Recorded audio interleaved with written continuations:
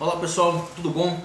Vamos falar sobre um assunto muito sério e importante hoje, que é o uso dos exercícios de força ou a musculação como tratamento para as doenças crônicas. E a doença crônica que nós vamos falar hoje aqui é a doença renal crônica. E aí você me pergunta, mas Otávio, quer dizer que um portador de doença renal crônica ele pode fazer exercício de força?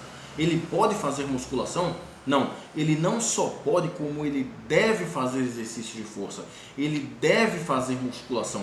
Isso acontece porque a doença renal crônica causa uma perda significativa de força e de massa muscular nesses pacientes, o que termina comprometendo a capacidade funcional, né? Ou seja, a capacidade para realizar atividades da vida diária. E essa perda de massa muscular termina agravando a doença renal crônica. Então, o treinamento resistido, né, a musculação, entra nesse processo tentando reverter essa perda de massa muscular e de força, melhorando a qualidade de vida, a expectativa de vida, a saúde, a capacidade funcional, força e massa muscular nesses pacientes. E aí, tem um estudo muito interessante, muito esclarecedor, que foi publicado por pesquisadores americanos em 2018, numa revista específica da área de clínica renal. Foi um artigo de revisão mostrando pontos importantes sobre a aplicação do treinamento resistido, né, a musculação, em portadores de doença renal crônica. O artigo é muito esclarecedor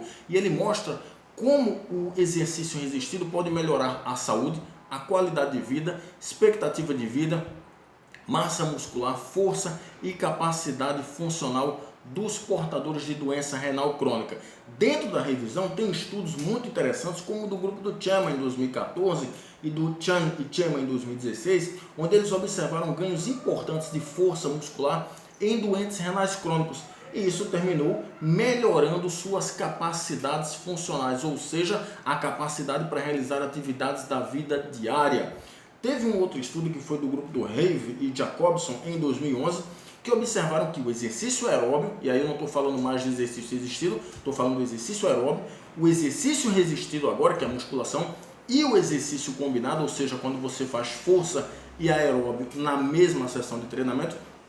Então essas três modalidades de exercício melhoraram a saúde e a funcionalidade desses pacientes, ou seja, melhorou tanto aspectos de saúde quanto também a capacidade para realizar atividades da vida diária. O estudo é muito esclarecedor e eu diria até encantador, mostrando o papel importante dos exercícios, né, principalmente o exercício resistido, nos doentes renais crônicos. Inclusive ele aponta pontos importantes como os fatores de risco para a doença renal crônica, que você deve estar se perguntando o que é que causa a doença renal crônica, né?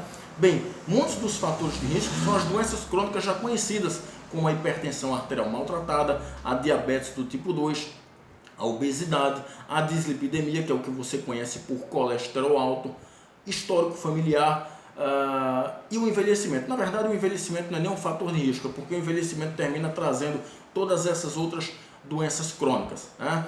Então o artigo é muito esclarecedor e ele mostra que a intervenção do profissional de educação física ela vai muito mais além do que estética e desempenho. Não que estética e desempenho não sejam fatores importantes, eles são, mas esse estudo mostra que a intervenção do profissional de educação física vai muito mais além do que muitos pensam. O profissional de educação física também trabalha com doentes, também trabalha com portadores de doença crônica, especificamente a doença renal crônica, melhorando a vida das pessoas.